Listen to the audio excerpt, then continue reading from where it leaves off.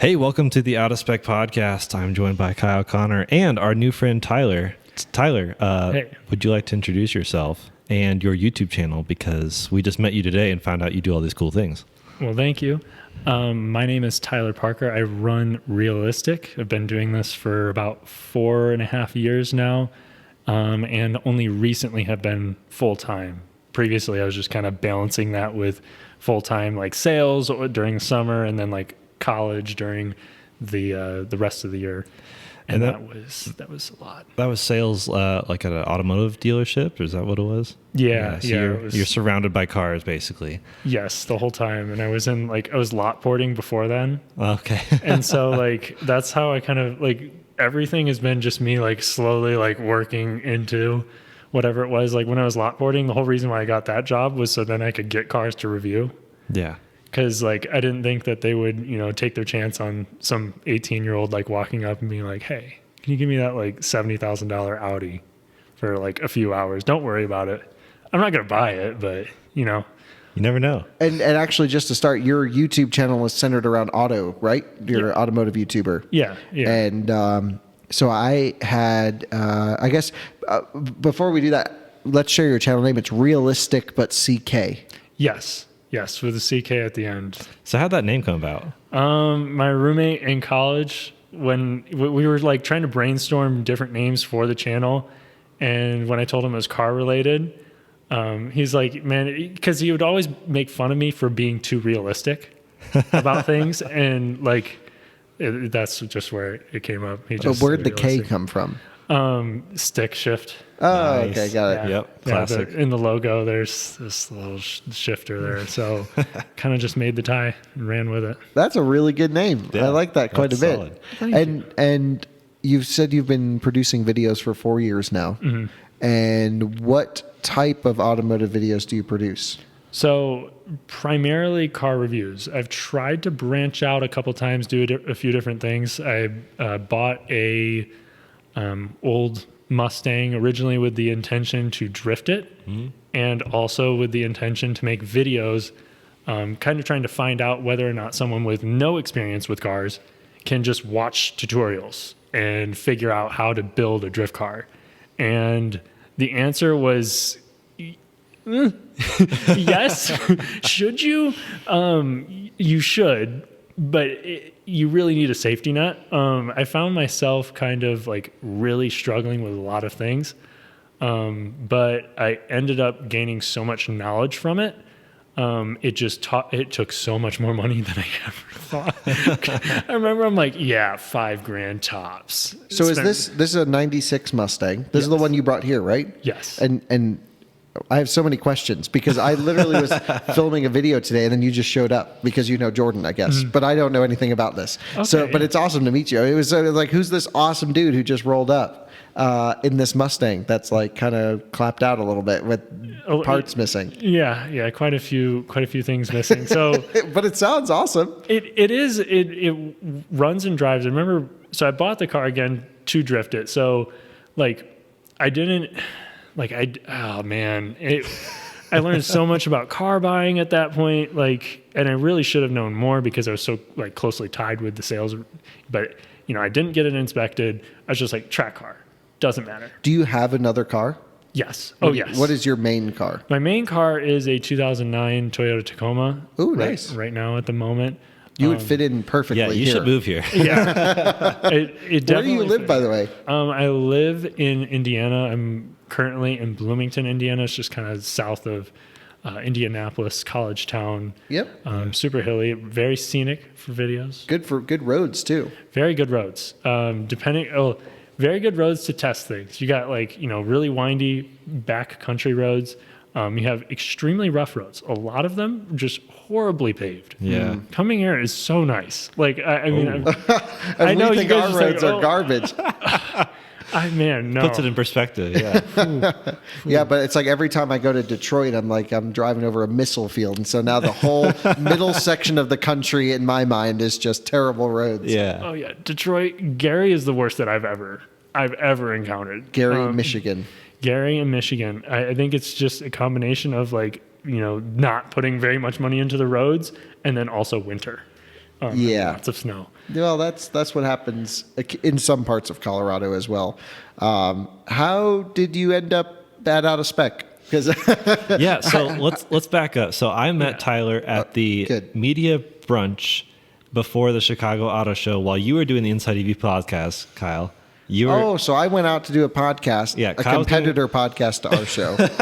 Kyle was doing a podcast, and I went to the media brunch just to kind of see the lay of the land. And I sat down at the table with you and your dad, right, Tyler? Yeah. And that's where I met you and found out what you did. And then you reached out to me later, and you were like, "Hey, I'm doing this. You're filming a montage right now of you basically taking this Mustang, this 1996 Mustang, around the country more or less, 6,000 miles or so." And you're trying to answer a question, right? Yeah. So the question is more or less, can you ditch your daily? Not so much should you, because the answer is very easy. But can you? Can a 1996 Mustang that was bought for $3,000, modified for track use, pretty similar to what a lot of people, get their project cars for, can it, be practical enough to take across the country, fit all of these things? Can it be comfortable enough? Like, can you bear it physically? Can it make it? Well, you did it at the perfect time in the midst of a fuel spike. Yeah. And that was another thing. Is it fuel efficient? I actually found out it's much more efficient than you think. 29 miles to the gallon. Yeah, you did 29. a fuel efficiency test in Texas, right? Right before you came What up did here. you use to test? What was your procedure? You're not going to like this one. But Maybe not out of spec test, but Okay, maybe I saw it. But it was so I basically filled up. Both me and my friend went to the same fuel pump, filled it up. He had just a 2017 Kia Forte, which is advertised to get 38 miles a gallon on the highway, and we both drove the same exact route. Like, I made sure, like, on Google Maps, like, we're going to the same place.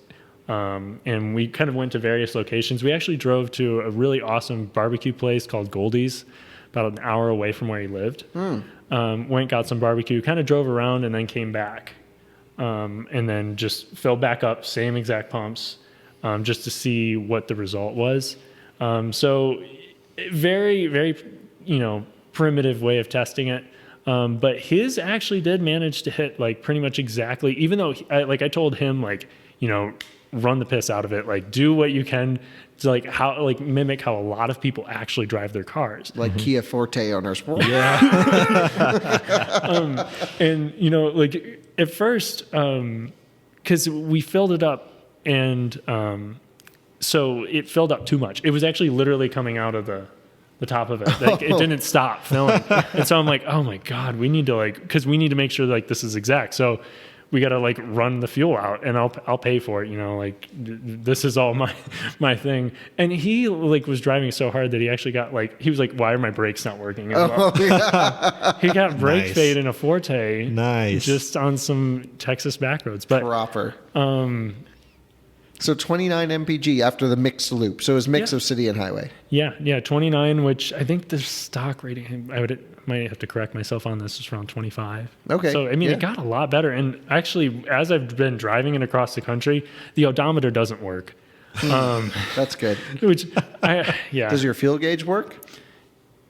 pretty well. That's good. That's all you need is a general understanding. Below quarter tank is a danger zone Well, that just I will don't do not that. go there. Yeah. But, I can pretty much get roughly about 300 miles for 10 or 11 gallons. So That's pretty amazing. it was very good. Much better than I was thinking. So this is interesting because, a lot of people mentioned to me, because I've done a lot of road trips in the Miata, and people are like, oh yeah, I could never road trip my car. And then I see what they drive, and it's like, you could road trip that. People could road trip more than they think. And I mean, your car, let's see, no working odometer, no working speedometer. No. Allegedly. Yeah. Theoretically, and no door card on the driver's side. I mean, there's missing, yes. things, but it's But also, it still rips. It beat Jordan's car. He's just trying to knock your car for no reason. You guys drag raced We did do today. a drag And race, Jordan, you lost. Yeah. Yeah, Thought I had you in the This is first the half. first time the Miata had a chance of winning, and it still didn't win. We should do Miata versus Smart. That'd be interesting. I could smoke you in reverse. Yeah. Yes. So, and another premise with the series is like the drag race there. I kind of want to do different challenges along the way, kind of just to test those things in particular. Not only will it make it and can it take all my stuff and can I survive, but like try to do like a gas mileage challenge against a car that someone would think to be more conventionally good at a road trip, like a Kia Forte. And I think like the a Miata is a benchmark for someone that's wanting to go on a Grand Tour kind of thing for a cheaper car. And really just a benchmark in the sport compact, sport roadster class. And so that's your road trip. Where are you headed to? Cali and then back? Yeah, so I'm headed to California with a lot of different stops on the way. I'm just kind of zigzagging. Bonneville, Salt And Flats. are you seeing other automotive YouTubers or automotive outlets on the way? I am actually.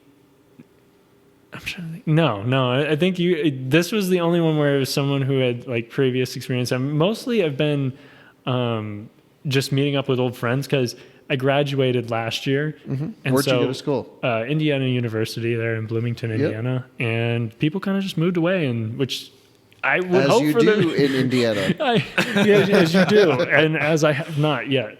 And so why don't you move to Colorado? It's nice here. Hey, I'm also kind of driving out, just scoping places. I've always wanted to go to California too. Yeah. Well, have you been to California yet? Once. Just remember, everything's very expensive, and they try and take all your money with taxes. This is. But it's true. Very beautiful. They lure ocean, you in. They have ocean and mountains. That's how they get you. Oh, you could go skiing and then go to Vegas at night. I mean, you could do anything.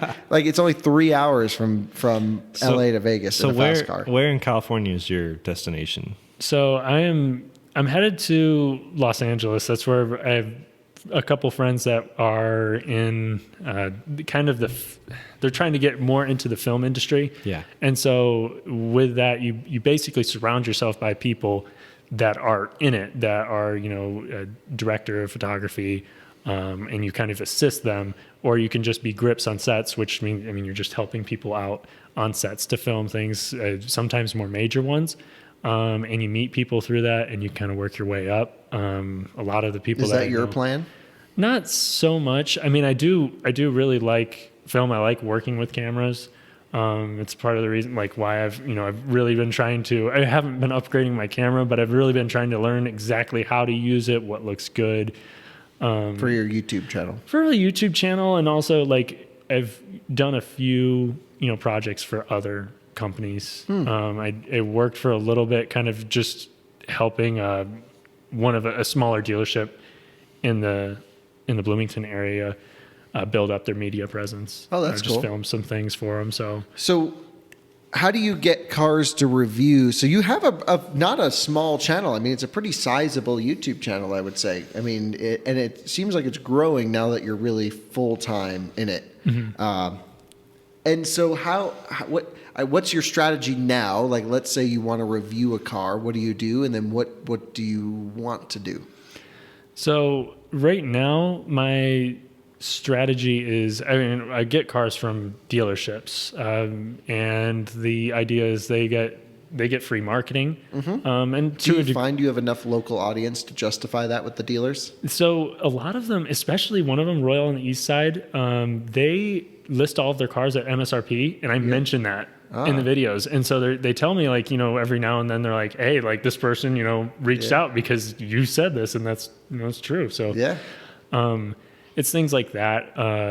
And the Mazda dealership there too, that I've gotten a couple larger videos. People recognize the dealership. I do get a lot more people than I thought commenting from Indiana. That's cool. It's not something where it's like, generating a lot of sales for them, I'm sure, but it's, definitely a way to get their name out there as well. And it's the actual review itself is, more of a, like, I put probably 30 to 50 miles on most cars, I would say, after filming. The main thing that I've been trying to do, since I can't, do like a super thorough, rigorous testing with numbers outside of the draggy. I do 0 to 60 draggies with all of them. I do try to give people like real world impressions. I try to be as detailed as I can. And I try to give people like the information that I feel like a lot of buyers really want to know. especially considering like reliability too. Like I've talked about that a little bit. I do try to like, if someone say is looking into a new Subaru, a lot of times, you go into these like comments of like Subaru videos, or there'll be tons of people who are like, oh, it's got this issue, this issue, this issue, this issue. And a lot of times it's not even necessarily true. Sometimes it is. And so I try to talk about that and like give the person that's watching the video, because a lot of people do have concerns, longevity of a vehicle. Oh, I've heard this one has failing head gaskets. And I can tell them, oh, okay, no, this model, like, time will tell ultimately. But they've changed like the head gasket material on the Subarus, or they've moved on to a new generation of and how do you research what those problems might be? So when you go in to review a car, do you go on the forums? Do you look up other videos and see what people are talking about? Forums are one thing that definitely can help, because a lot of times, like when I was reviewing like the used Mazda, there's a lot more stuff. I reviewed a Miata and NC, and forums were really helpful. You have some websites that are a little bit more, you kind of have to know how to dig on them. Carcomplaints.com. That's one that can be very inconsistent. However, there's also, I think it's like NHSTA. They put complaints like their well, the actual NHTSA stuff is on there. Yeah. And so I kind of dig through those too. See if I can find anything that's actually consistent. Because sometimes it's like not really, like it could be a lemon. Or it could be like like it's the same thing but reported like 3 times. I've seen that before. But I try to find, like, it usually take a couple hours, really dig through it, because I think that's one concern that a lot of people have. That's with interesting. New cars. It's always hard for us and all of us to have this reliability perspective, because you're spending 50 miles with a car, we're spending a week with a car. Cars don't break in a week. No. Not some of them do. We've gotten a lot of cars to break, but like some don't, and most don't. Most shouldn't. And so we don't know how to say, hey, in 7 years with 150,000 miles, this thing's going to be great or bad. Like sometimes you get an impression, but you can't always just go off that impression, and you don't want to tarnish a vehicle because you have an impression that it won't last very well, where someone's going to have a great ownership experience. It's interesting. I mean, we were talking about this on the way up here. Like, there's certain brands that have this stereotype built around the brand of this is the reliability or lack thereof. But at the same time, the car we're reviewing right now could be the car in 10 years that people are like, oh, go buy that 10-year-old such and such. It's the best, most reliable car ever. You just don't know. And so we try to like evaluate cars based on what they are now, and we wish we had that reliability factor. We really can't speak to it. But we'll do long-term stuff from time to time. Like we did 100,000 miles on a 3. We're buying this Golf R. We'll do a Rivian. Like we're buying cars to evaluate them, but we have to choose very specific cars, and usually we have to buy them. Occasionally an automaker will give us a car for an extended high mileage situation, but that's usually 40,000 miles at most is like what a long-term loan would go for. And a lot of cars, well, the thing is a lot of them won't fail. Like, issues won't happen in those first 40,000 miles. It'll be notable. But when you have access, or just if you really dig through some things, you will find that there are consistent reports of an issue. Yeah. Even in newer model vehicles. One that I found was very surprising to me was the Subaru Ascent. I mean, I did the review, I think I did it 2020. And so it was a new model, year and a half out. Tons of reports of ACs going up, very consistent. Transmission failure, very consistent. And so they take those engines, and I mean, engines and transmissions, they use them on other vehicles. So you can kind of, I won't ever deduce like, hey, this is going to be just a terrible car. Like, don't buy it. Like mine, I will never tell someone. But you can at least share the facts. You can say, hey, I did some research on this. This is what it sounds like. And that seems pretty cool. Exactly. And so we've seen huge success from automotive channels that have reviewed cars from dealerships. Doug, I think, is a great example of that. And Forrest, where they, I don't know about Forrest, but I know Doug at least, I think, would prefer to review a car not from an automaker. I know I would prefer to review a viewer car, not for like instrumented testing, but for like an impressions review from an individual from a dealership. Oh, Jordan, could you run and turn the lights back on? This happens sometimes where, for our listening audience, we have this 20-minute timer on our lights in our building, and it's all about efficiency. So is your plan to continue using dealership vehicles? Do you find that works really well, or is there a broader goal for you? Or I guess, where do you see this thing going? Because you've now graduated school, you're now doing YouTube full time, you left your job, you're now on this big road trip. It's very similar startings to how I got started in this business, because I went on a big road trip and started YouTube full time. It all feels like Kyle Part 2 to me. Well, I'm right now still working with the dealerships, and I haven't started branching out to media vehicles yet. I'm interested in it.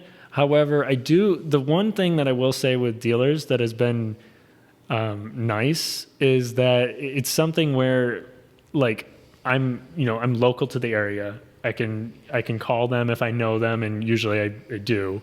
Or I can text them, hey, do you have this car? Right now, nobody has any cars. That's a major issue. But it used to be so much easier. I have a close relationship with them. And how did you develop those relationships? So I worked at Royal on the east side. That's where I sold some vehicles for Subaru, Audi, VW, and I worked briefly with another dealership that was in town for an Auto Connect. And I basically, through East Side, there's two other dealerships, or three technically, a Mazda, Volvo, and then a Toyota dealer, kind of on the other side of town. And through knowing East Side, I've kind of branched out to them, and I've gotten really close, especially with the Mazda dealership. They're really cool guys there. And so they also can give me like unique perspectives, because honestly, the people at the Mazda store are like just so brutally honest. When they don't like something, they'll tell me, cool. and they'll tell me about like what's their customers like really hate. Yeah. Well, at the end of the day, the dealership wants a better car to sell. Yeah. And so I really like working with people like that and dealers like that. And I've reviewed some like personal cars. I really like trying to do manual transmission specific reviews. Interestingly enough, I find those do better than the regular, like if I do a full when we get the review. Golf, review it, come on out and make some videos with it. Definitely. That's probably gonna be the closest or nearest way to get into a Golf R, because they're gonna be so rare. Yep. They're gonna be hard to get for a long time. But yeah, I reviewed even my dad's Bronco. He bought it. Oh, yeah? He waited so long. So he's got a 2022 Bronco? 21? Yeah. 21. What's the spec on it? It's a 7-speed manual. Four-cylinder. Nice. Yes, 4-cylinder, Badlands. Cool. He accessorized Soft top? it. Soft top, yes. And four-door. Yeah, because they were leaking the hard tops. Except ours. Ours had no issues. Yeah.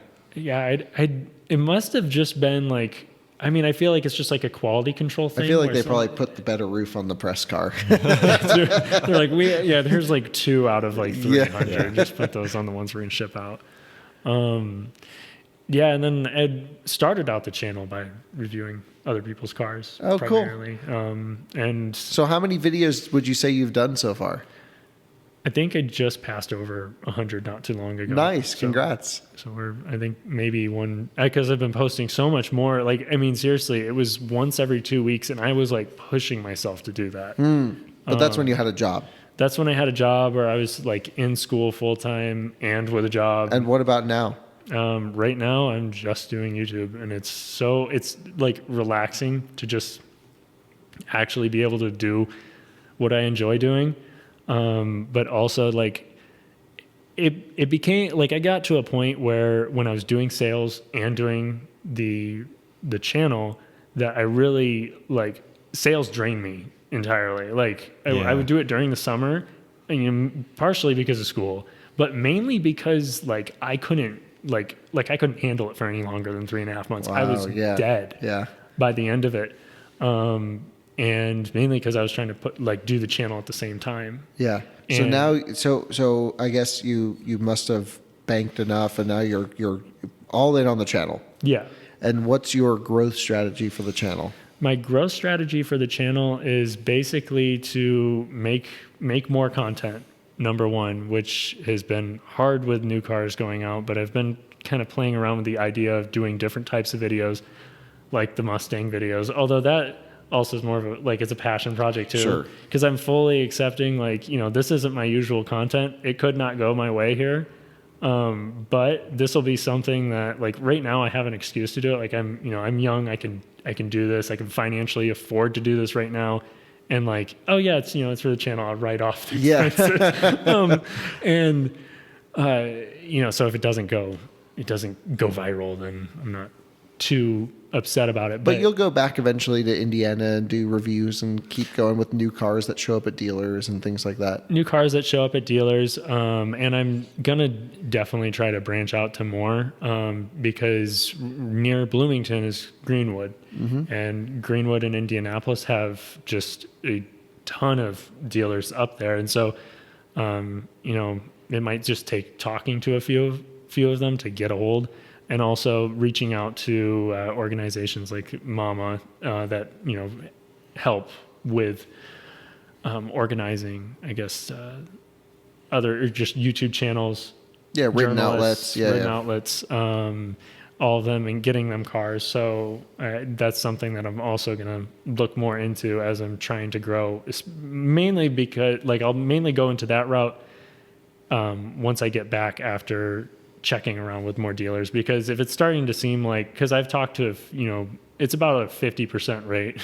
Because like, I've talked to some dealers, like I was talking to one in actually Irving, Texas, and one in Los Angeles, just about trying to figure out, while I'm on the way, like I might as well film do some review. stuff. Yeah. And it seems to have a positive reception. I got to Texas. I had no time. Right. And I'm feeling like I'll probably get to Los Angeles and I might not have enough time. So the time commitment to film videos is something you really need to dedicate to. Yeah. And it's sort of a lifestyle change, because for me, and maybe I took it to the extreme, but it's just videos is my entire life. And there probably needs to be a healthy balance in there somewhere. But I don't know what else I would want to do. Like, this is my passion. Like, you seem to have a pretty good balance where you can spend time with friends. You can go meet people at brunches or whatever you do in your spare time. And then we meet cool people. Yeah. I feel like that never happens to me. I'm always out filming. finding the balance is good, but at the same time, it's like, it's sometimes hard, because I sometimes am hanging out even with my own family, and I'm like hanging out with my family but thinking about a video I'd rather be filming. Sure. Totally happens. But I mean, there's so much content to be made, which is what we get overwhelmed with, because there's like, if we are running at peak efficient, if we were all robots and didn't have to do things like sleep and eat, and that'd be amazing. Yeah, we could pump out so much content, and there's just so much to be had. I did want to ask you, like, I mean, so the Chicago Auto Show was one of the first bigger shows you've been to, like, as press, is that right? Like, what there kind of piqued some inspiration? Like, did you get any inspiration either from seeing people or seeing things or their cars? Yeah, you probably there? saw some content creators that you watch and know and stuff around. I saw a few. One that I thought was really interesting. There was another channel that's like literally like the size of mine, so it's not, still kind of growing there. And he was out there, Burn Romulus, and like just didn't expect to see him. Like, I saw other people. I saw Jack from Savage Geese passing by, and I was like, he looked like he was with him for a bit. Yeah, he was wheeling his suitcase around. Did you see that? Yeah, his orange suitcase. I was like, he looks too busy. I don't want to, make it seem like I'm like fangirling him or anything. So I'll just kind of let him be. But I saw Burn right after that, and I was like, oh wow. Small world, because like, I just never would have thought to see some of the people that I did end up seeing there. And I remember my dad and I, because my dad was about I don't really have a camera person. And so he actually originally reached out to me and he's like, oh, do you want to go to the auto show this year? Like, just the public one. Cause we used to do that all the time. We lived in the Chicagoland area for a little bit. I would say for a little bit, 13 years. And he reached out to me. I'm like, well, I mean, I might be able to get press passes. That'd probably be a little bit better. So like, I just, brought him along as a, camera person. And he helped me out. But you can see both of us in like the photos of some thing. Like, I remember there's a cars.com on the Toyota Sequoia. And I remember I was specifically like, I need to try not get in these photos. I'm going to feel real bad. No, the plan is always to get in the photos. Always ruin the photos. Oh, man, I ruined so... Like, I was just, like, there with the gimbal, and I didn't even realize that there were... You know these guys, Car Confections? Actually, I did. I think I briefly met them.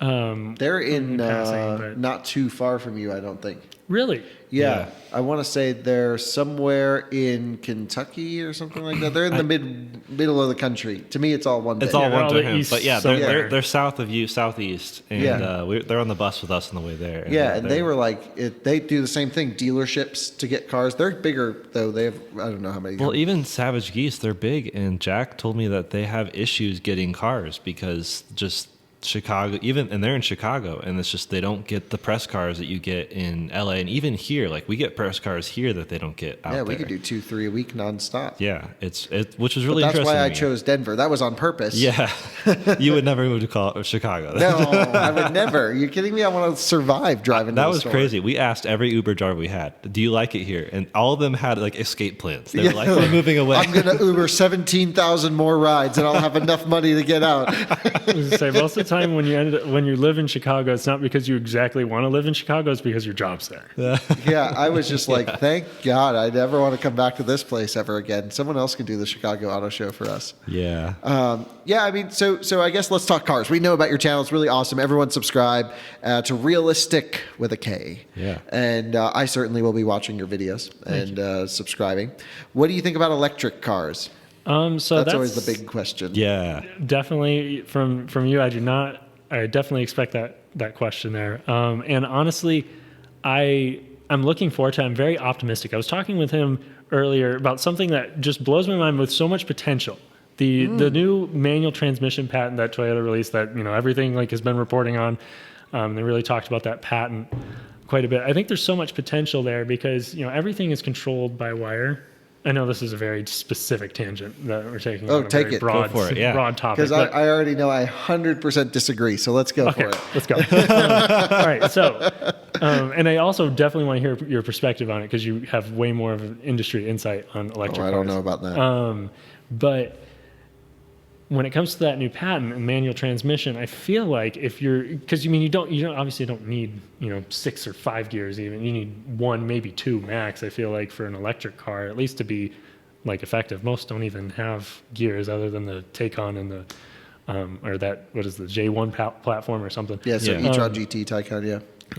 And I think that if you can program, a specific engine, so if you're like Toyota and you want to make the car, this electric car, drive like a Supra, Like a 2008 Corolla. hey, like a Corolla, who's to say what it can't do? Because But it's never going to drive like a Supra.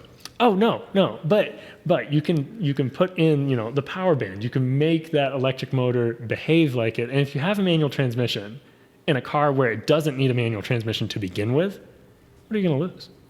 What are you going to, how is it going to be useful at all or feel fun if you're just full torque every... Well, that's gear? the benefit of an electric motor is you don't need gears. Exactly. And I'm the biggest combustion manual transmission enthusiast there is in the world.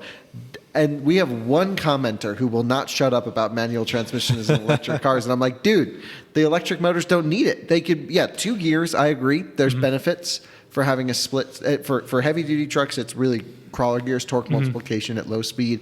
And for, J1 platform, it's for high speed, high acceleration. And that car does just pull right up to max. And I felt that it insane added machine. character with the Taycan, like something that it's hard to find some character in some electric You cars. heard it because you put the noise on. No. I did noise off, noise There's on. no I did everything. character difference between first and second gear in a Taycan. I feel like I felt it. No, you feel a boom out of nowhere. Yeah, Which I is loved it. why would you want that? It's not designed it shouldn't was a have that. quirk. You're accelerating. Oh my God. And then you're about to accelerate. Why? What's the point? I mean, It's the so application dumb. you talked about was really interesting because, electric motors, And the Taycan's so clunky at low speed. the electric platforms don't need any of this. But the nerds in us, the Forza players, like Gran Turismo, whatever, you could be like, oh, I could program my car to feel like this car because you could match the ratios. And this is such a not a good conversation to have. They call everything in that patent like it's pseudo, like it's a pseudo clutch. So you could make the clutch like bite wherever you want. Like it doesn't. But then it's not doing anything. It'd be the really quirky, like niche audience that wants to do something weird. But then just drive a manual transmission car. What if when you can't? You know, you'll always be able to. Because I feel like eventually, yes, I feel like you'll always be able to. Yeah. I think at some point, though, it's going to become increasingly impractical. Maybe it'll take 20, 30 years. Yeah, it's going to be like a horse. We're going to take him to specific places. We're going to go rip him around, and then we're going to trailer them back home with our electric cyber trucks. Yeah. I really don't see the appeal in a manual transmission. I've driven manual conversion electric vehicles, and what you really do is just leave them in third gear or whatever it is, whatever the closest is to 1-to-1. So if you had to make that motor, and again, you're making it slower. You're making it a worse car. That's the point. You don't want that because it doesn't add character. There's a lot of character to driving an electric motor in its truest sense, in its maxed out sense. A lot of people don't realize it. Maybe it's just because I've driven electric cars in a lot of different ways. They have torque curves. It's not just flat torque all the way up to the max. There are peaks and valleys, and they make great noises, and you have to drive around the inferior qualities of the motor, which there are very odd things. And so I was driving the Volvo XC40 up on my morning loop this morning. I was ripping it up the canyons, and I was like, this is a weird car because you get this weird drivetrain shudder at a certain speed, and it's like, it's kind of cool. It's got some character. But I don't think adding a manual transmission to any of this is going to make my life better. I agree. It's super niche, and it doesn't need to make your life better because you will never interact with it because you never need to. Because it's not real. That's the thing. I feel like it's fake. It's like when we have robots and you'll see that one guy who dates a robot and it's not a real person. You know, it's just be like, maybe he's in love, but that's not a real thing. Yeah. That's what this feels like to me. I mean, I guess it's the same. I mean, like any of the simulators that you see out there, Forza, Gran Turismo, obviously none of it's real. They could make the car in the game like infinitely fast if they wanted to. Sure. They could make it have no gears. It could be like anything is possible. But they confine it to these things because they want to make it. Well, because they're emulating a specific vehicle. So you could emulate. That's the point. Yeah. So that's like. But you would never be able to emulate that vehicle because there's suspension kinematics, there's noise, there's vibration from an engine, there's hardcore. Similar. And the point of a manual transmission is not that it's fun to switch gears. That's not the fun bit. It's everything else that comes because you've switched the gears. It's because you get this insane drivetrain slack and slop if you don't hit the right RPM range. And the car would fuck if you don't rev match downshift. And the engine would, be screaming in certain ways. And you do have the risk of blowing your crap up, which is kind of like a fun risk. You don't want to go 6-to-1. Funny comparison. You can use a supercomputer to emulate an NES, a Nintendo Entertainment System, and it works. But I did that once, and I was like, "This is lame." When did you have access to a supercomputer? Well, no, okay, sorry, not supercomputer. Like a modern computer that has like 1,000 times the power of a Nintendo Entertainment System, and it worked. And I was like, this is lame because part of the magic of the NES was blowing on the cartridges to make them actually work, and like the game wouldn't even work half the time, and the resolution was terrible, and like that's all part of it. And when it just runs, it's like, oh, this is boring. So I could see that happening. But I mean, it's just like if you want a manual transmission, buy a Morgan three-wheeler. If you want the rawest experience on the planet, and then if you want everything else, just buy a normal electric car. I don't know. I would be interested to try this situation. Yeah, because it's not like you have to. Because like you said, like even the conversions, you put them in like third gear or something, and then you can just then it just drives like a normal electric car. So but there's no benefit to switching. No. If anything, you risk blowing your crap up if you don't match everything up. What makes it fun? But you don't hear anything. There's no benefit. There's no satisfaction level there. I guess. I think that if, like, for instance, Toyota in like 10 years is trying to make a Supra that, like, to then they appeal should make to it combustion. Well, if they say like they're trying to make an electric one in particular, I think it could be something cool to try out, and maybe they could kind of put something in there to where it could mimic.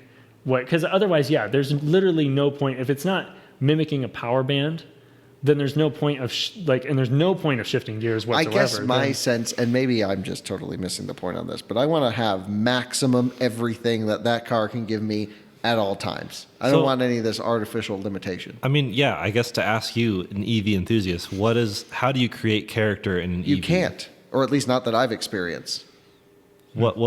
Is there anything that can be done? I mean, you haven't experienced anything, but is there anything that you could foresee as like, this is character? It's just not a very characterful way to move a car down the road. There's no compromise. The thing with an electric car is it's so good that it's not fun. I mean, part of these cars and a manual transmission, and the reason I love Morgans so much is they're giant pieces of crap. Yeah.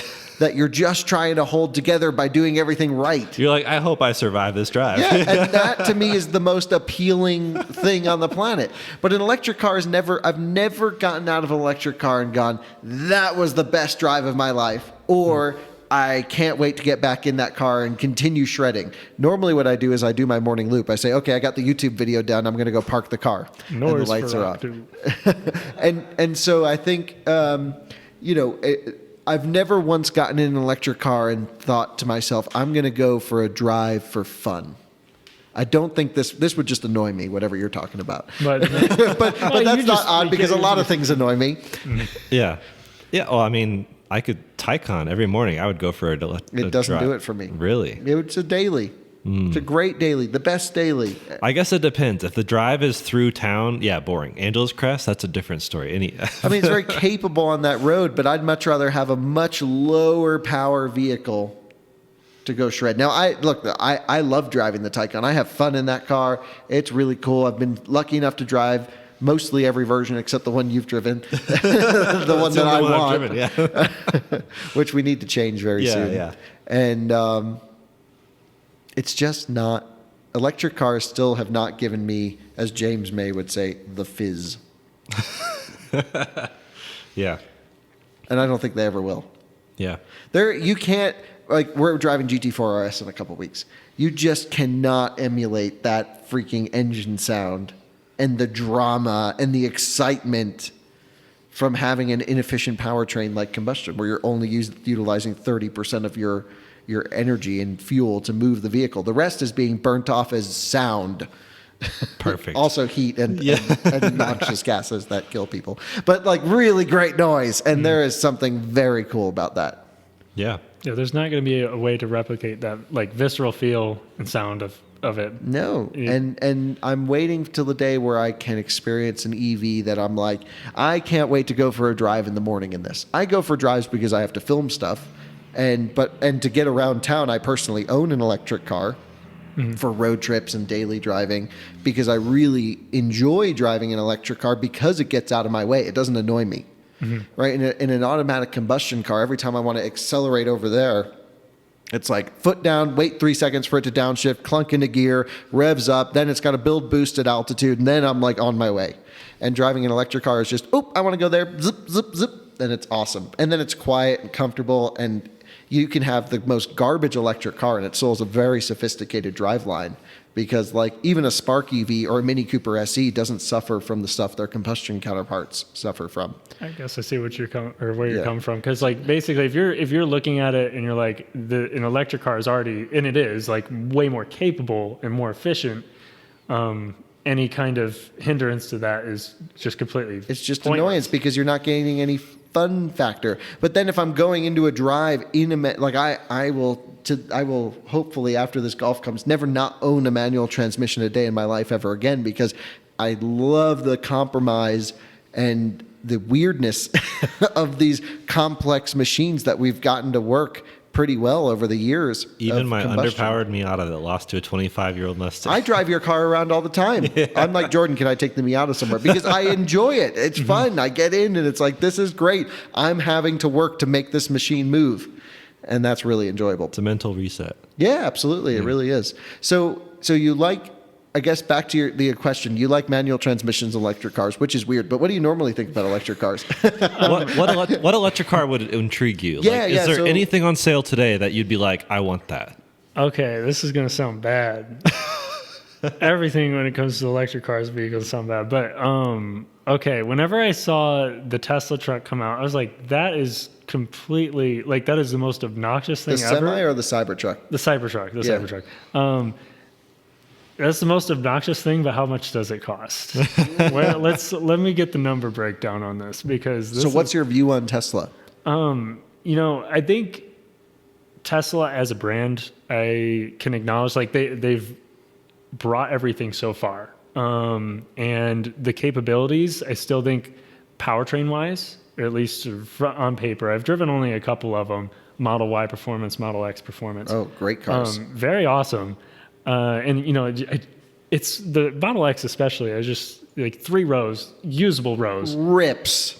absolutely insane. Like acceleration that most people have never witnessed, and you can do That's that. the with- party trick. It's like, hey, 7 friends or 6 other friends. And then on top of that, it's like a completely different experience. Just how you interact with it. So much better than like almost anything on the planet. Yeah, I mean, in terms of like you were saying, just something that gets out of your way. Like you just do, like you drive. Yeah, like You I hop in walk and up to it, my go. phone's in my pocket, and the car unlocks. I'm like, obviously my cell phone is a key. Why wouldn't it? I already have this very complex device in my pocket. Why do I need something else? It only works 40% of the time, but I want phones to be keys, driver's licenses. Like, I'm tired of carrying things. yeah, I just want to carry my phone everywhere. I am obviously a huge Tesla fan. That goes without saying. But I think we strike a good balance in both being Tesla fans. You're wearing a Tesla hat. Yeah, and same. also with a Miata pin on it, the other way. But also being able to evaluate other vehicles, I would say fairly and unbiasedly, because I'm not biased towards Tesla. I just like Tesla, Yeah. just like I like Volvo. But I'm not biased. I don't compare everything to an XC40 Recharge. I acknowledge all their weaknesses, and Yeah. I still like Tesla. And what is your electric car of choice? Would it be a Tesla if you had to choose because of network and other things, or what would you go for if you're like, here's every electric car in the market lined up, regardless of like Rimetz, Navara, like normal electric cars? What would you go for?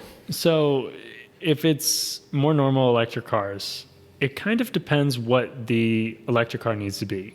If it's for me something where I'm like, where I actually do drive quite a bit, I would probably go with something like a Model Y long range.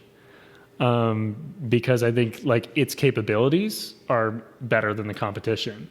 However, I think it just kind of depends, like to say like which one is best in class, I think a lot of it comes down to just the different approaches that they take.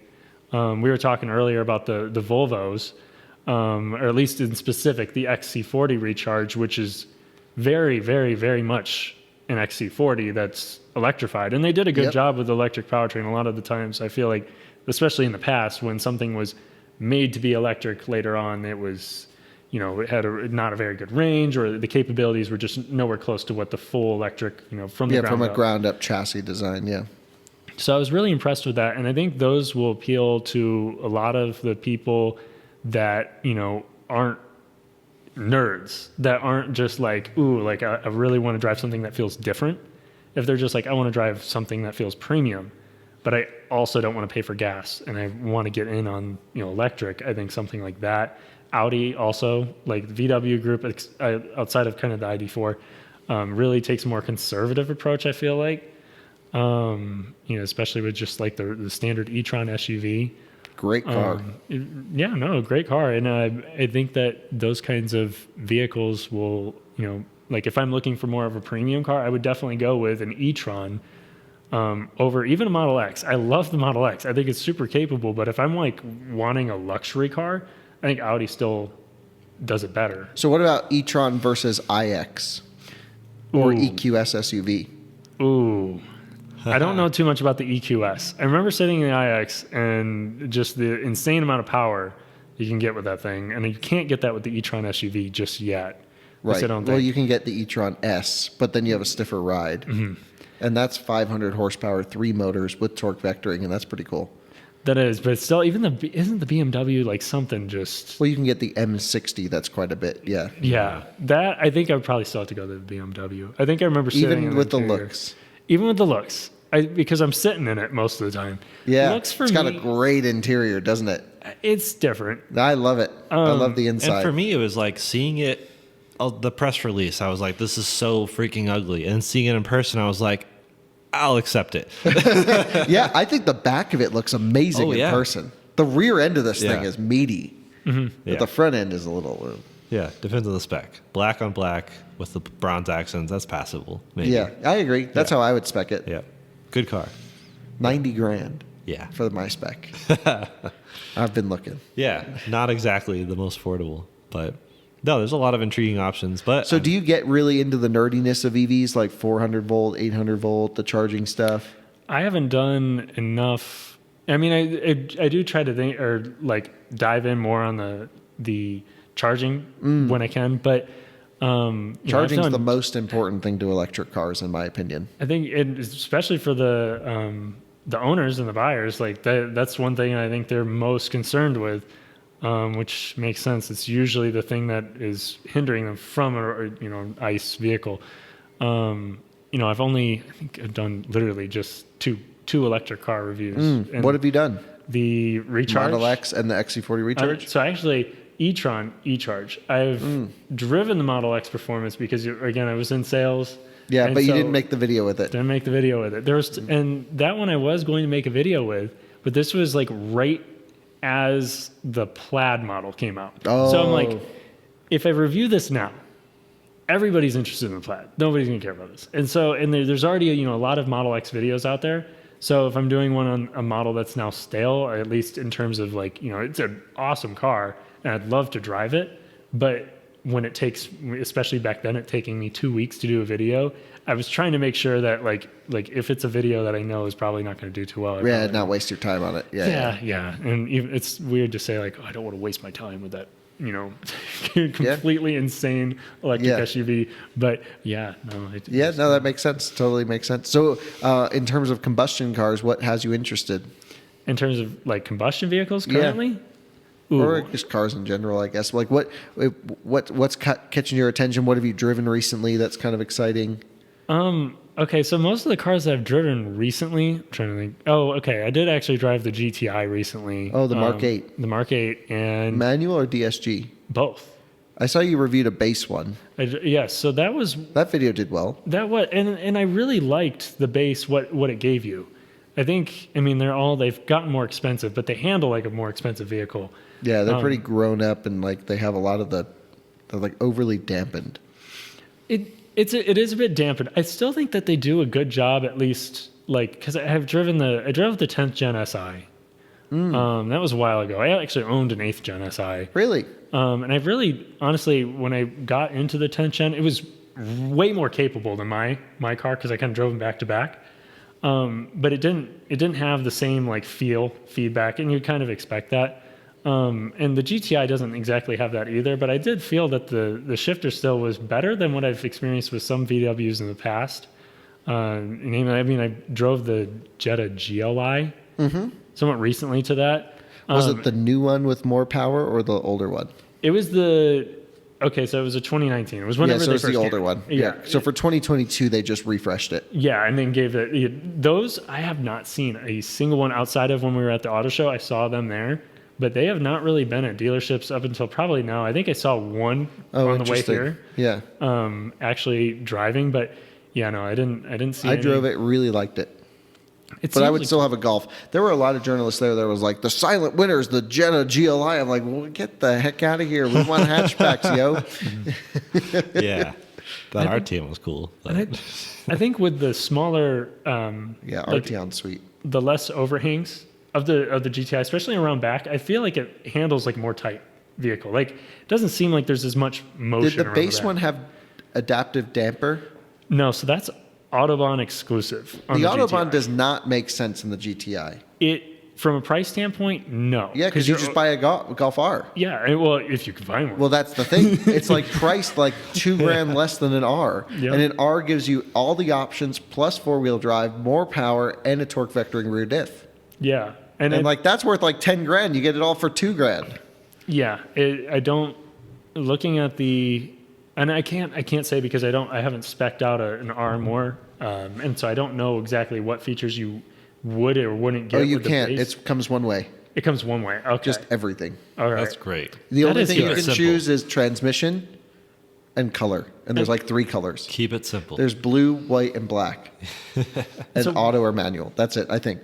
And I haven't done too much. What is do you know what the MSRP is like after? Yeah, they're like destination? 44 or 45.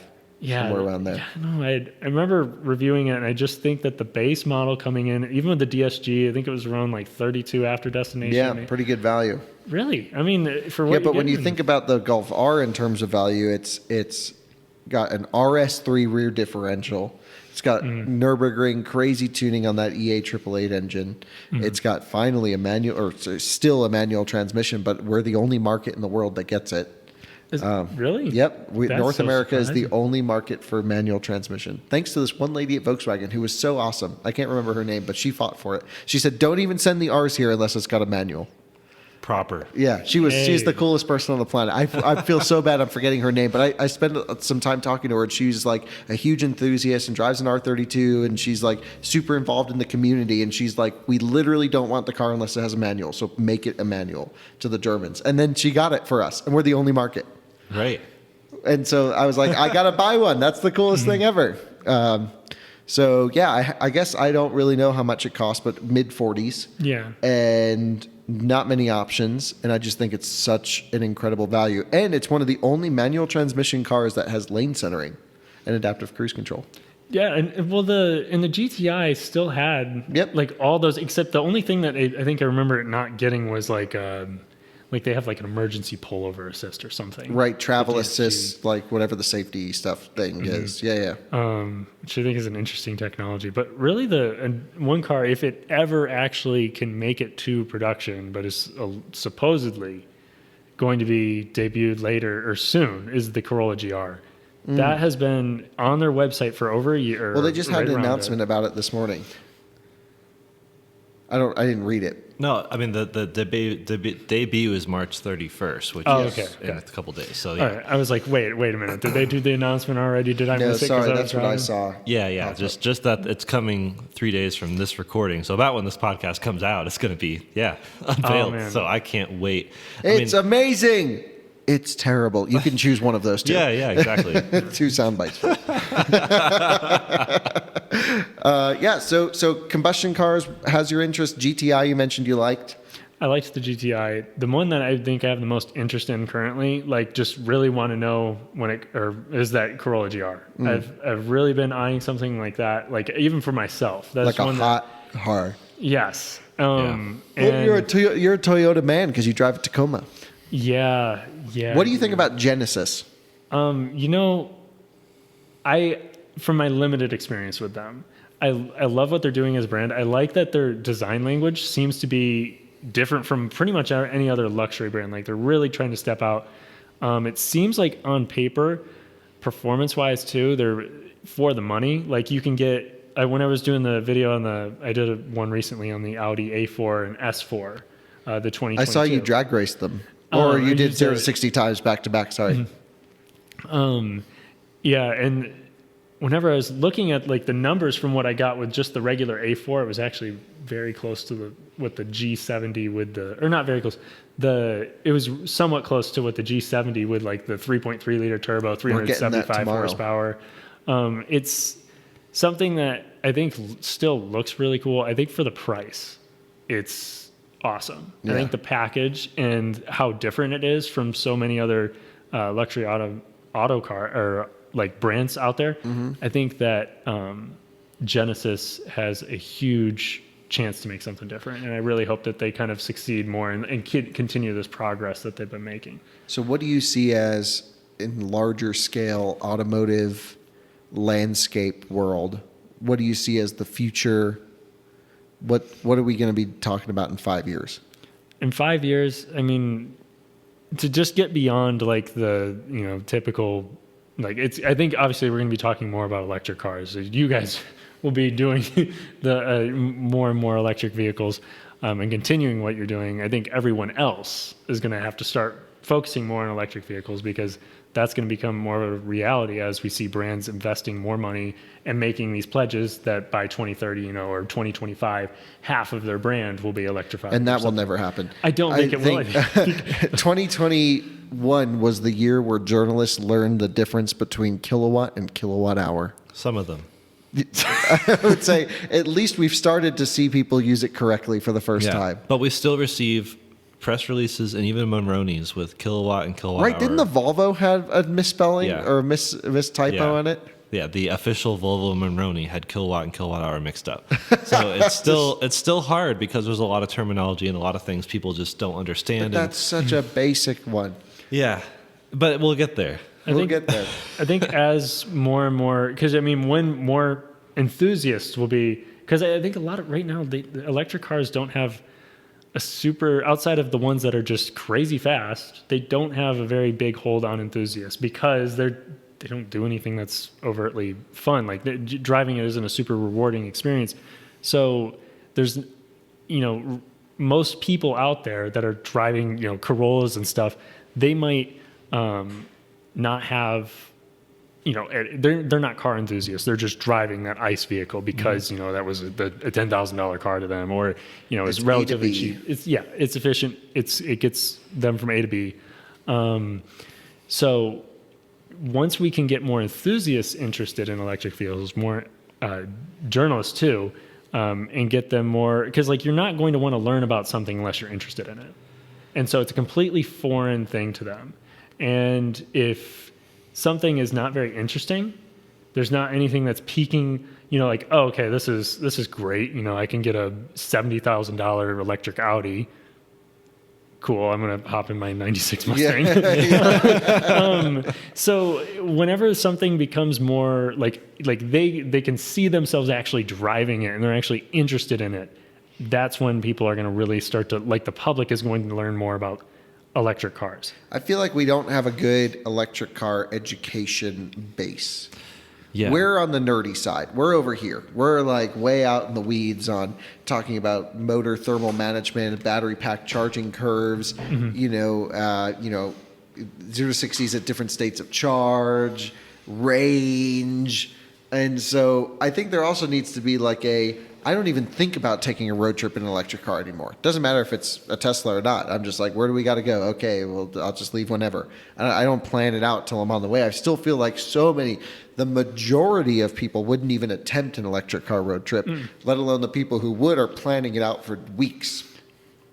And so we need an outlet to educate people on a basic level because we have found our place with the nerds. Yeah. We have the very deep coverage on stuff, but that's not the mass market. No, and the thing is, I don't think you can really truly teach people if they don't want to learn. Well, I think you can have the resources available for them to learn for those who do. Something that's and easy. There is not. A lot of people have attempted and, in my opinion, failed at providing basic information about electric cars. And there's not we should develop a channel, EVs for Dummies, or something like that. Are you stupid and driving an electric car? Here you go. Hey, I'd subscribe. I'm just joking. One subscriber, perfect. That's all we need. Another channel idea. But I think it'd be really cool to do very basic level, not nerdy, Yeah. but accurate information. Yeah. And there's people doing really important work. I mean, our friend Lacey, who we've had on the podcast before. She is the ultimate person for this. She does a lot of work with dealerships and brands to bring awareness to the employees and kind of taking a top-down strategy of we want the general consumers to know how electrification operates, but it has to start with the people making the product that is electrified. She's one of the best people in the industry. 100%, yeah. And Tom Malogny's done work with this in the past. People just there are some people that are advocates, and it's just the curve is so lagging behind. Well, it's automakers are trying to sell these cars. They don't even understand how it works. Yeah. Mercedes can't even activate plug-in charge on their media cars. Yeah. Because they're oh, what is that? I'm this is where you plug it into a charging station. And chargers are well, doesn't it do that anyway? I'm no, not in Electrify America. I'm holy crap, this is a company that's committing to electric. Yeah. I'm really intrigued to see how every company does it. I mean, it's Mazda on one hand, their first electric attempt was really sad, and I'm hoping to see better things in the future because things like the Mazda 3 and CX-30 are cool. But then what's Did you just call a CX-30 cool? Unwillingly. I really don't love it, but a lot of people do, but I'm just... The Mazda 3 hatch is really cool, and the CX-50 looks pretty sweet. Yeah, that's But what happened to the inline 6 and the CX-50? I heard something recently that they were still doing it, but like it's not. Oh no, it's the CX-60 now. Is that they're Oh, the bigger one gets The it ugly then. one, yeah. Yeah, That they're one's saying not so that pretty will have because the CX-50 only gets the turbo or non-turbo 4-cylinder. yeah, the 2.5. Imagine driving a CX-50 non-turbo here in Colorado. Ooh. Good luck getting out of your I'd driveway. rather have a That's literally- turbo inline 6 CX-50. That's my But car. the inline 6 won't be turbo. No. I was gonna say, But that would be brilliant. I mean, I'm curious to see. I mean, we've already driven eGMP, but the Genesis GV60, like people keep asking me, would you pick EV6 or Ioniq 5? I don't know. And the more I think about it, I was set on Ioniq 5 until I spent time with EV6. Now I'm like, Well, you had them next to each other today. yeah, I'd like them both. But also, I wouldn't pick either. So it's like, would the So it doesn't matter. GV60 would the GV60 be the one I want? I don't know. We I don't haven't think tried. so. I think there's something about those cars that still feels a bit tin canny to me. It's getting there. I like slammed the door on the EV6, so I'm like, yeah, that's not a nice feeling. But it's a really good first attempt. But yeah. But it was interesting. We drag raced Ioniq 5 and EV6 today. Yeah. And which one? They were the exact same speed as expected, same cars, but the EV6 smoked the Ioniq 5 in the braking. Yeah. Braked way harder. Good car. Tires. Yeah. Yeah. So yeah, I guess from your perspective, you're definitely just dabbling around with the dealers right now, figuring out your place. Do you see a future in covering a specific area of automotive? Or are you going to stick to general coverage, or are you going to try and go to more events, or what's like the next year plan for this channel that we can expect to see? So the next year plan, I want to ramp up reviews. I really like trying to and it's hard for me to just film a ton of videos because my specific style is I try to do more film oriented kind of things. I really want making things look nice and give people a really good feel visually for the car, along with descriptions and whatnot to make things kind of tangible. But I think that is literally the opposite of what we do. Wow, very commendable effort there. I wish we could say the same. I was gonna say, each channel kind of has a different approach. Like I love Which is awesome. so many different kinds of channels. Like Doug DeMuro, I don't know what he films with. But Oh, it's not like a anything, camcorder. Yeah, it's not anything special. All of his but- B-roll is iPhone. Yeah. Yep. all his B-roll iPhone, but we love him for the personality and the quirks and features. He kind of has that thing honed in there, and I like Throttle House. I mean, they're just super high definition, and they pay a lot of attention to editing. Very detailed in those shots, and as someone who enjoys film, I watch those and I'm like, damn, that was really good. They are really one of good. the best. Them and Haggerty's stuff. Haggerty. Jason Oh Camisa. my gosh! Whenever I watch that, I'm like, how is this possible? How do they do this just for a It's car because their review? budget isn't YouTube. They're an insurance company that's doing this as a marketing budget. So not only are they making some money back from YouTube, it's still a marketing budget. Yeah. Okay, that's fair. Because it does. You could never compete with that as an individual. Yeah, it's true cinematic. With them. Yeah. And But then again, that Lucid Rivian shoot that they did was only two people. that's just so Two impressive. main videographers. And really skilled editors too. Yep. But anyway, yeah, I want to continue kind of in the realm where I'm at. I like how I make the videos. I would like to be able to get a hold of more cars, more new brands. Right now, I can do used cars for days, and I might start doing more of those. There's a few places that I could go that have more cool niche used vehicles, and I think that could be something that would whenever it starts to be, and now it's finally starting to be warmer. I could review more cars from them. More roadsters, things that they didn't really want to be coming out in the winter. And then with new cars, I'd like to get into more brands. It might come down to, in the next month or two, getting into press cars. If that's something that I can manage to pull together there in Indiana. But yeah, The distance is going to be the hardest thing from the Chicago fleet. If you were in Chicago, it wouldn't be an issue to get certain brands. Yeah. So it'll probably just end up being more dealer cars. But I'm always trying to improve presentation. I'm trying to change how I format videos. I recently did a big change in how I formatted them. Just like what comes where, you know, really being purposeful about where things, like what, like there's a lot what of I'm starting thought with. that goes into this. Have we ever thought about what goes into video? Kyle's allergic to the planning. Yeah, I'm just impressed. I mean, I'm really blown away by the effort you're really putting in. We all got to subscribe. Oh, thank you. Thank you very much. Because don't watch us, that's for sure. I'm like, what am I going to do tonight? I don't know. No. Edit something. Yeah. Yeah, no, I think that, you know, there's definitely more approaches that I could do that would, I think, be, because I mean, honestly, content creation, just getting things out there and doing a good job at it, whether or not the quality or like, you know, you're spending all this time to get the, you know, these specific film details right. I think that is, you know, going to be more important, just getting it out there and getting it right. I just personally trying to establish a niche for myself. This is something that I enjoy doing. And, you know, whenever I see videos from people like Savage Geese and Throttle House, I'm like, yeah, I really like how they do it, but I kind of want to put my own twist on it. Yeah, you and have talk to about the things that I want to talk about. Yeah, otherwise you don't want to be a copy of anyone. No, and there's a lot of new blood in the automotive review world. But yeah, I think I think you'll have massive success. Thank you. Especially now that you're full time. Yeah. And you can do. I mean, you were able to get a channel off the ground by doing a video every 2 weeks. That's pretty impressive. And so now you just got to dig into it.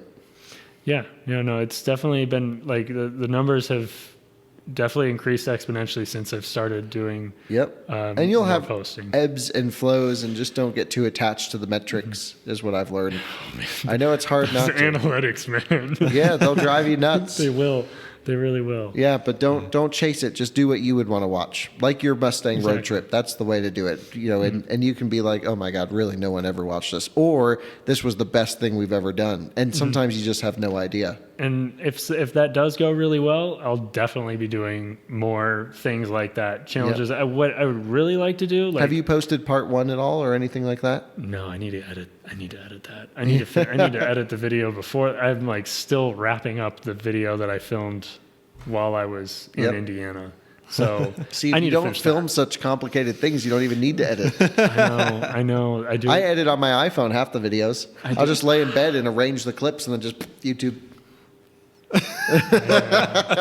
When we're filming on shoots like at CES or whatever, like we're on these days, we edit on the phone and just throw it in the backpack to export. Oh man, I'm putting stuff in After Effects. I'm trying to, you know, track motion, spec tables. There's a thing, but you know, from my perspective is you'll burn yourself out. I mean, I don't know, maybe you won't. He may not, because his background is like film. Yeah, if this is your world, if film is your thing, then go for it and dig into it. For me, I can only speak from my personal experience. I would burn myself out with that. Like, even if I have to add a title overlay in Final Cut, I get annoyed. I'm like, I don't want to be doing this. Just hand it off This to is why me. we have editors, right? Yeah. So, but then it's like, Hey, because I mean, I've been editing a lot of stuff recently because it's been very short film edit upload, and they've been editing other things as well. And I just hate spending time on the post-production, because my thing is I want to spend time with the cars. I don't want to spend time with the Kyle's with the video. passion is cars, not film. Right. And your passion is film and cars, and so finding that balance. Right. I guess I've never had two passions, but that's pretty cool. I only know cars. Yeah, right. Yeah. But I would say that's a very impressive situation you have there to produce a lot of content full time and make it look nice. We've never been able to figure that out. Genuinely. Well, thank you. Thank you very much. Well, thanks for coming on. I mean, we appreciate you coming on, like, short notice. Like, literally, you showed up here and we were like, hey, let's do a podcast. Let's get dinner. Like, let's just have fun. So we really appreciate you coming on. And, yeah, we hope everyone follows you. Realistick on YouTube. And then what social media accounts can we plug? So I'm on TikTok, just realistic _ on TikTok. Nice. That is, I mean, it's just jokes. I'm not really, it's not really car reviews, but if you enjoy like cars at all or car content, that you might be entertained by it at least. Yeah. And then just on Instagram, it's pretty much my personal account, but I've all I do now is videos. So Yeah. it's become a channel thing too, and that's just TPark3030. So Nice. yeah, I post a little bit to that, but mainly just to the YouTube and TikTok. Awesome. I will be subscribing to your YouTube channel. Yep. And thank you for randomly showing up today. Thank you guys for because I've never had access to a runway before. Yeah. Not many people have, to be honest. That's not this isn't a normal YouTuber thing, by the way. Okay, because I was like, It's not like, oh, you hit 10,000 subscribers. Where's my runway? Yeah. It's not really how it works. Yeah. But you got to run your car down the runway. Yes, that was really fun. I really thought it was going to get beat by the Miata, so Barely pulled ahead, man. she pulled it out there at the end. I just look over and Kyle's laughing. Yeah. I was like, at the end of it, I was like, that was the slowest drag race that's ever Yeah, happened. we've at been this watching runway. like Rivian versus Model S Plaid, and then suddenly there's a Miata and a 96 Mustang on the. And it took forever for you to get to the finish line. I was like, wow. I think I hit 75. I don't know how fast. 175 in the Plaid. I don't know how fast I was going. Yeah. Well, hey, thanks for coming on. We'll have you on again sometime. And Swing back through Colorado. Do make more some road videos. trips. Yeah, bring them. Review back all out. of our stuff, whatever we can do to help you. From my side, love to find new enthusiasts in the automotive industry. So if we can be of any help, please, we would love to be. Yep. Thank you very much. Yep. Appreciate All right. it. Thanks everyone for watching. Thanks for listening. Bye bye.